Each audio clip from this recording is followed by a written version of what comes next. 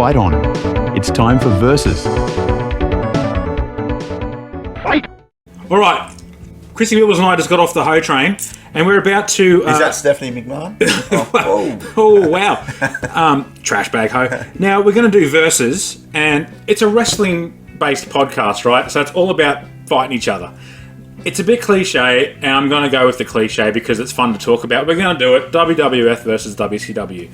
Who would win? Who will win? Who did win? Fuck me, it was WWF. Spoiler, WWE. We already know that, but we're going to talk about it anyway because I think it's a fun topic. Right? It is a great topic, absolutely. And it's the two big companies. And yeah, ECW was good, but... They were the two big ones. The big ones. Yeah, they were biggies. During the 90s, we loved it. The rivalry between WWF and WCW defined professional wrestling landscape in the United States and the whole world. Really. It was a worldwide global thing. It culminated in the legendary Monday Night Wars led by Vince McMahon, mostly against Eric Bischoff and Ted Turner. And the WWF was initially struggling during the early part of the decade, but revolutionised itself with the Attitude Era, which we just discussed, those top 10 matches there. That saved the company, really, that whole era. Yeah, brought them out of the... You know what? You think about it, they lost Hogan, Nash, Hall, Macho Man, and they had... That was their big talent, yeah. They had Flair, and then what did WWF have at the time? Well, they had the Mountie. They had the Mountie, yeah. One of the greats. Yeah. But then they were lucky. They created... I mean, they had rising stars coming through too. You know, that's what saved the company, right? It saved them. They embraced an edgier, more adult-orientated content featuring stars like The Rock, right? Stone Cold Steve Austin, and D-Generation X. 2 words for you. The storytelling focused on rebellious anti-heroes, like the ones we just mentioned, and boundary-pushing narratives which resonated with a younger but more mature audience. So, like, we were... How old were we in the late 90s? We were sort of getting into our teens. Yeah, late teens. So it was 16, like 17, 8. Yeah, we were 100% the demographic. Yeah, absolutely. We were the market. Yeah. And, you know, young adults that were males essentially was the main demographic in the late 90s for this stuff. And it resonated. Now, WCW under Ted Turner, Rich Ted, he was the owner and Eric Bischoff was the manager. They capitalised on signing the stars, like I said, Hulk Hogan, Randy Savage, and later the NWO, which was great and was hugely popular in Australia and across the world. And it injected a fresh sense of realism and intrigue. So WCW was initially kind of the real deal. It was a bit more, you know, serious, but, you know, it's weird to say that now. Like adult targeted, I guess, wasn't it? Yeah, and it's like, weird to think of it now when you think about the characters I just mentioned, right? Hogan, Savage, Nash, Hall, Ric Flair, all guys that were... Well, they were characters. Characters. Yeah, characters, yeah. But you don't... When you think of edgy now, after what has transpired over the years, they're more cartoony than... Oh, absolutely. Lots of characters in WWF. WCW had Monday Nitro that would air on a Monday night, and it often outperformed the WWF's show from a Monday night, which was Raw, Monday Night Raw. Hence Monday Night Wars, right? Get it? There was a ratings battle, and during the mid to late 90s, the star power and innovative storytelling of WWF, with particularly the feud between Vince McMahon and Stone Cold Steve Austin, really sort of pushed it forward. Took off, didn't it? Their ability to adapt creatively, develop new talent, and maintain storylines won the war. And by the early 2000s, they bought ECW and WCW, and that's a pretty definitive end. It was. Well, it was Stone Cold that basically saved that company, essentially. Stone and then Cold, when he was injured, I mean, The Rock picked up the slack. And then there was Chris Jericho, and then there was, Mankind, and then Triple H. And Shawn Michaels then returned at the end of the Attitude Era from some time off with injury. Bret Hart was, we talked about him. Undertaker, Kane. So many big names and big stars. And although WCW had the big stars to start with, that they poached from WWF, they couldn't continue that. No. They fell away there in the end, didn't they? The competition pushed both companies to new heights and transformed wrestling into a cultural mainstream phenomenon. It's not like it was... Like now, I think, with wrestling, people are either all in and they love it, or they have no idea and no interest whatsoever, couldn't care less. It's one of those things, I think, where you're either 100% on board or you absolutely can't stand it. Yeah.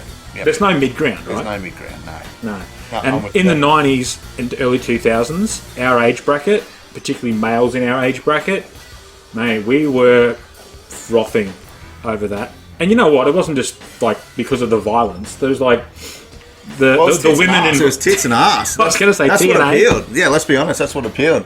They did a great job with tits and ass. That's really. I mean, that's what brought in people of our demographic. That's what it was about. You had Trish violence, Stratus, you had all stories, these beautiful women, scantily clad women wrestling in sometimes mud. Yeah.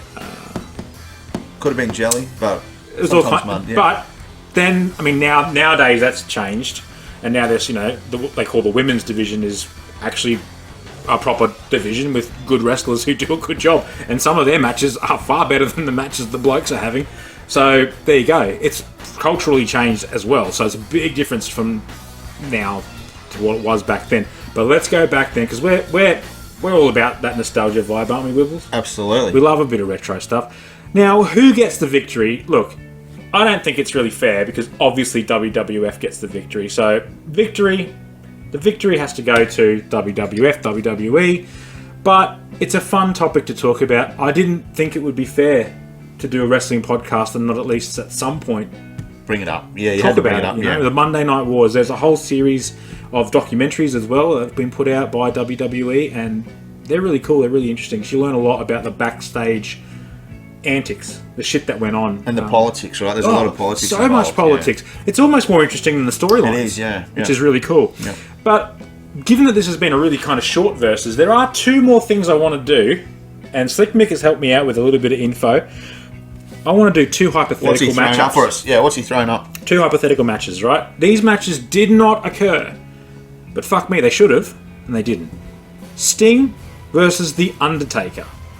A hypothetical comparison, right? Okay. Sting and The Undertaker, two of wrestling's most iconic, dark, mysterious figures. They're both, Sting looks like the Crow. He's got that white face paint and the big black jacket and the long hair. He's had many different iterations, but I'm talking that era Sting. Yeah. Do you remember that era Sting, right? Yep. When he was in WCW versus, the Dead Man Undertaker, the Phenom, that late 90s Undertaker, Ministry of Darkness Undertaker, Evil Undertaker. He had bat wings at one point and he flew down. Cool shit, right? Cool shit, right? So if we're going to put them against each other, right, who's going to win? A matchup between them will be a clash of atmospheres, is what Slick's got here. And I think that's right. Agree with that, yeah. Because Undertaker's relentless power versus Sting's silent menace and his agility. They both have great storytelling. And they're so slow and methodical how they wrestle.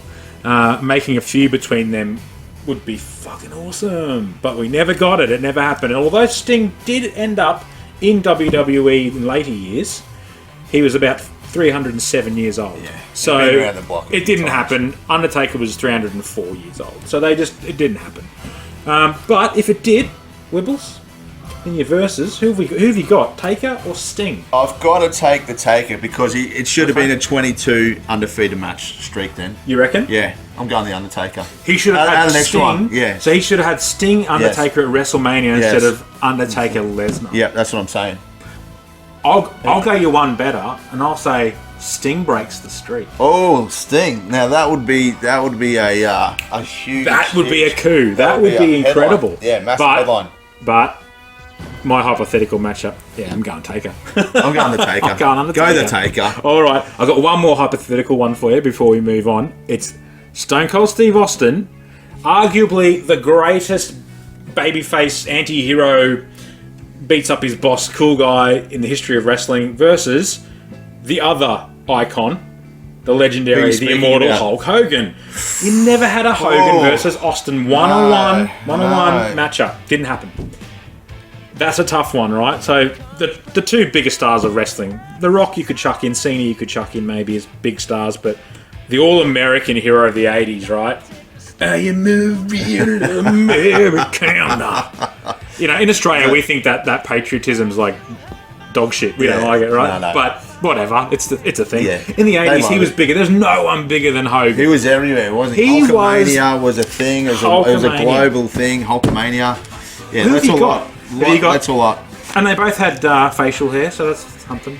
I don't know. Who've you got? Oh, it's a tough one, hey? It is a tough one. Yeah. It's a because I love the Hogan. Do love the Hogan. You do love Hogan. I do love Hogan. It's a shame, and we lose so many wrestlers. So many are gone, and I mean, it's But we're talking specifically about this era. So when at they that both time, were in WWF in the time. early 2000s, we'll go with that period when they should have had a match. Yeah. My understanding of that is that they were slated to have one, but Austin wouldn't put Hogan over. Yeah, right. And because, that's what I heard. I don't know how true this is, of course, because all my sources are non-existent and they're AI generated. So I did hear that was the plan, and Austin didn't want to put Hogan over. Is that right? So they never had a one-on-one, and that caused a WrestleMania matchup between Austin and Scott Hall instead of Austin Hogan, and it made The Rock and his match against Hogan, which is also one of the most iconic matches ever. But if you put them together against each other, say that happened at WrestleMania. Let's go one step further. At that further. period in time, I think you've got to go with the Rattlesnake, don't you? You've gone Austin? Yeah, you've got to go Austin. You've got to go the Rattlesnake at that time, I think. I put it to you. Where are you at? I reckon Hogan. Oh, the Hogan. Now, I like Austin more than Hogan as far as my preference for wrestling, but it would be a better storyline. Oh, 100%. For Stone Cold to go down to Hogan and then build a second trilogy of matches or something, or a group of matches. And that to me would be a red hot storyline. Sadly, never to be. Never to be. Never to be. It's a real shame that didn't happen. But he did, like I said, he ended up having that big match against Scott Hall. And although that match was too sweet, we're going to the tuck shop for some confectionery. Sweets, It's sweets. Let's go.